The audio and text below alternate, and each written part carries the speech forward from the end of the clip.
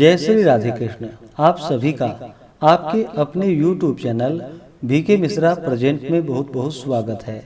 आइए आज आप सब सुनेंगे द्वादशी पारण के दिन तुलसी माता की कथा। जो भी भक्त सच्ची श्रद्धा के साथ भगवान विष्णु का पूजन करते हैं, भगवान शालिग्राम का पूजन करते हैं, माता तुलसी का पूजन करते हैं, एकादशी का व्रत करते हैं, इससे भगवान श्री हरि विष्णु अति प्रसन्न होते हैं और अपना कृपा प्रदान करते हैं। एकादशी का व्रत जो कि सभी प्रकार के पापों को नष्ट करने वाली है और व्यक्ति के जब पाप और ताप नष्ट होते हैं तो उनके पुण्यों का उदय हो पाता है और सभी प्रकार के फिर सांसारिक सुखों की प्राप्ति होती है।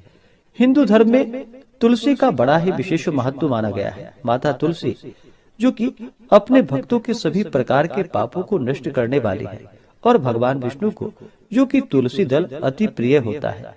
बिना तुलसी दल के भगवान विष्णु उस पूजन को स्वीकार नहीं करते हैं और जहाँ पर भी तुलसी का वृक्ष होता है वहाँ पर यम के दूत भी असमय नहीं आते जाते। इसलिए चाहिए कि माता तुलसी का पूजन करे और तुलसी वृक्ष के नीचे जो कि दीपक जलाने चाहिए। इससे माता तुलसी अपना कृपा प्रदान करती है। माता तुलसी का विवाह जो कि भगवान शालिग्राम के साथ विधि विधान के साथ कार्तिक के महीने में किया जाता है और प्रत्येक दिन भगवान विष्णु का पूजन करना चाहिए। भगवान विष्णु के पूजन के साथ साथ माता तुलसी का पूजन करते हुए कथा भी श्रवण करना चाहिए। इससे भगवान विष्णु और माता तुलसी का कृपा प्राप्त होता है। तो आइए सुनते हैं द्वादशी पारण के दिन तुलसी माता की कथा। अगर आप एकादशी व्रत द्वादशी पारणा तिथि के दिन ब्राह्मण दक्षिणा, अन्नदान, वस्त्रदान, गौदान आदि के लिए देना चाहते हो तो आप अपनी श्रद्धा और सामर्थ्य के अनुसार हमें डिस्क्रिप्शन में जाकर के वहां से गूगल पे, फोन पे या अकाउंट नंबर के माध्यम से आप अपने श्रद्धा और सामर्थ्य के अनुसार हमें ब्राह्मण दक्षिणा प्रदान कर सकते हैं।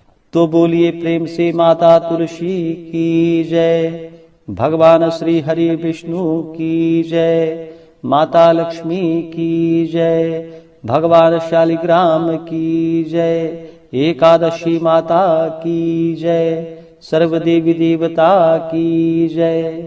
तुलसी से जुड़ी हुई एक कथा जो कि बड़ी ही प्रचलित है। श्रीमद् देवी भागवत पुराण में इनके दिव्य अवतरण की दिव्य लीला कथा भी बताई गई है। एक बार भगवान शिव ने अपने तेज को समुद्र में फेंक दिया। उससे एक महातेजस्वी बालक ने जन्म लिया। यह बालक जो कि आगे चलकर जालंधर के नाम से पराक्रमी दैत्य राजा बना। इसकी राजधानी का नाम जो कि जालंधर नगरी पड़ा। दैत्यराज काल नेमी की कन्या वृंदा का विवाह जालंधर से हुआ। जालंधर जो कि महाराक्षस था, अपनी सत्ता के मद में चूर होकर उसने माता लक्ष्मी को पाने की कामना से युद्ध किया, परंतु समुद्र से ही उत्पन्न होने के कारण माता लक्ष्मी ने उसे अपने भाई के रूप में स्वीकार किया। वहां से फिर पराजित होकर वह माता पार्वती को पाने की लालसा से कैलाश पर्वत पर पहुंच गया। भगवान देवादिदेव शिव का ही रूप धारण कर माता पार्वती के समीप गया, परंतु माता ने अपने योग बल से उसे तुरंत ही पहचान लिया तथा वहां से अंतर ध्यान हो गई। देवी पार्वती ने क्रुद्ध होकर सारा वृतांत भगवान विष्णु को सुनाया। जालंधर की पत्नी वृंदा अत्यंत ही पतिव्रता स्त्री थी। उसी के पतिव्रत धर्म की शक्ति से जालंधर ना तो मारा जाता था और ना ही पराजित होता था। इसलिए जालंधर का नाश करने के लिए वृंदा के पतिव्रत धर्म को भंग करना बहुत ही जरूरी था। इसी कारण भगवान विष्णु ऋषि का वेश धारण कर वन में पहुँचे। वहाँ वृंदा अकेली ही भ्रमण कर रही थी, वहाँ पर घूम रही थी। भगवान के साथ दो मायावी राक्षस भी थे, जिन्हें देखकर वृंदा भयभीत हो गई। ऋषि ने वृंदा के सामने पल में दोनों को भस्म कर दिया। उनकी शक्ति को देखकर वृंदा ने कैलाश पर्वत पर महादेव के साथ युद्ध कर रहे अपने पति जालंधर के बारे में पूछा। ऋषि ने अपने माया जाल से दो वानर को प्रकट किए। एक वानर के हाथ में जालंधर का सिर था तथा दूसरे के हाथ में धड़ था। अपने पति की यह दशा को देखकर वृंदा मूर्छित होकर वहीं पर गिर पड़ी। होश में आने पर उन्होंने ऋषि रूपी भगवान से विनती की कि वह उसके पति को जीवित करे। भगवान ने अपनी माया से पुनः जालंधर का सिर धड़ से जोड़ दिया, परंतु स्वयं भी वह उसी शरीर में प्रवेश कर गए। वृंदा को इस छल का जरा भी पता न चल पाया। जालंधर बने भगवान के साथ वृंदा पतिव्रता सा व्यवहार करने लगी, जिससे उसका सतीत्व भंग हो गया। ऐसा होते ही वृंदा का पति जालंधर, जो कि भगवान शिव से युद्ध कर रहा था, वह युद्ध में हार गया और मारा गया। इस सारी लीला का जब वृंदा को पता चला तो वह क्रुद्ध होकर भगवान विष्णु को, जो कि शिला होने का श्राप दे दिया तथा स्वयं भी सती हो गई। जब वृंदा भस्म हुई, वहां पर तुलसी का पौधा उगा। भगवान विष्णु ने वृंदा से कहा कि हे वृंदा, तुम अपने सतीत्व के कारण मुझे लक्ष्मी से भी अधिक प्रिय हो गई हो। अब तुम तुलसी के रूप में सदा ही मेरे साथ रहोगी। जो मनुष्य मेरे शालिग्राम रूप के साथ तुलसी का विवाह करेगा, पूजा करेगा, उसे इस लोक और परलोक में विपुल यश की प्राप्ति होगी। जिस घर में तुलसी होती है, वहाँ पर यम के दूत भी असमय नहीं आ जा सकते। गंगा व नर्मदा के जल में स्नान तथा तुलसी का पूजन बराबर माना जाता है। चाहे मनुष्य कितना भी पापी क्यों ना हो, मृत्यु के समय जिसके प्राण मंजरी रहित तुलसी और गंगा जल मुख में रखकर निकल जाते हैं, वह पापों से मुक्त होकर वैकुंठ धाम को प्राप्त होता है। जो मनुष्य तुलसी व आंवले की छाया में अपने पितरों का श्राद्ध करता है, उसके पितर भी मोक्ष को प्राप्त हो जाते हैं।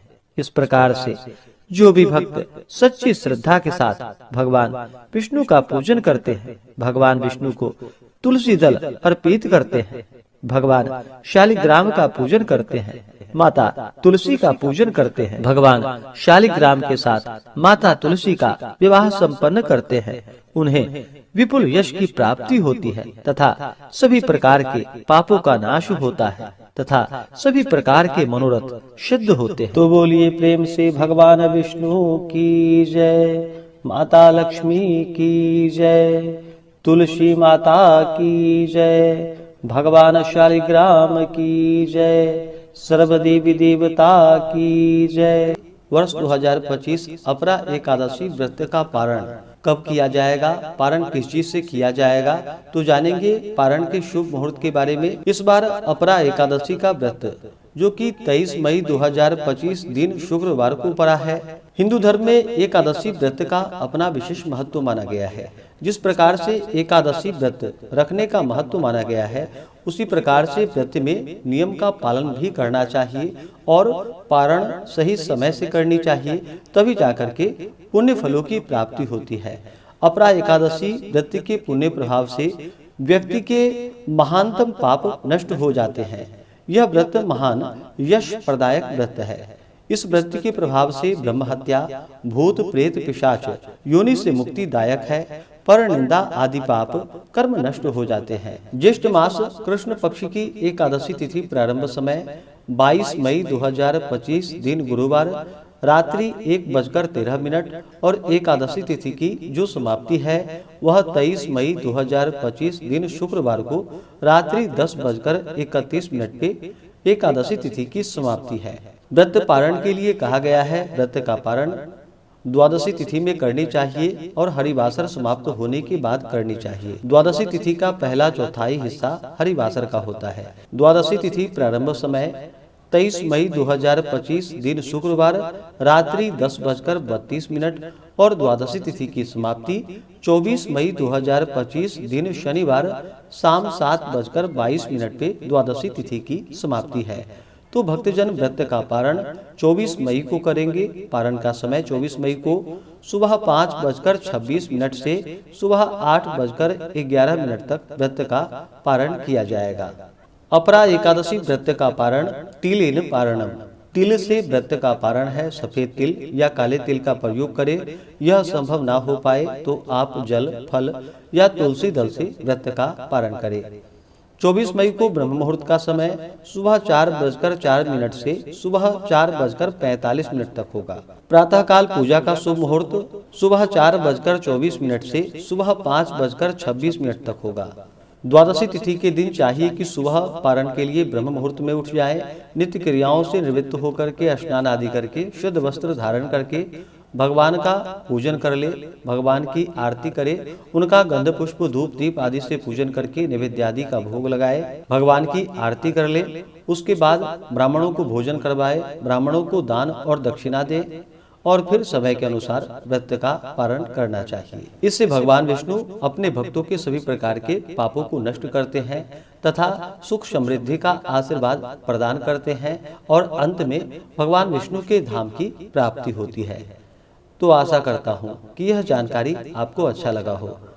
इसी प्रकार से ज्ञानवर्धक जानकारियाँ प्राप्त करते रहने के लिए, व्रत पूजा के बारे में जानने के लिए, कथा को सुनने के लिए चैनल पे अगर आप पहली बार आए हैं तो चैनल को लाल बटन दबा करके सब्सक्राइब करें, साथ में बेल आइकन घंटी को दबाएं ताकि आने वाली वीडियो का नोटिफिकेशन आपको समय से मिलता रहे। वीडियो को लाइक करें, शेयर करें। सुखी रहें और स्वस्थ रहें। जय श्री राधे कृष्ण। धन्यवाद।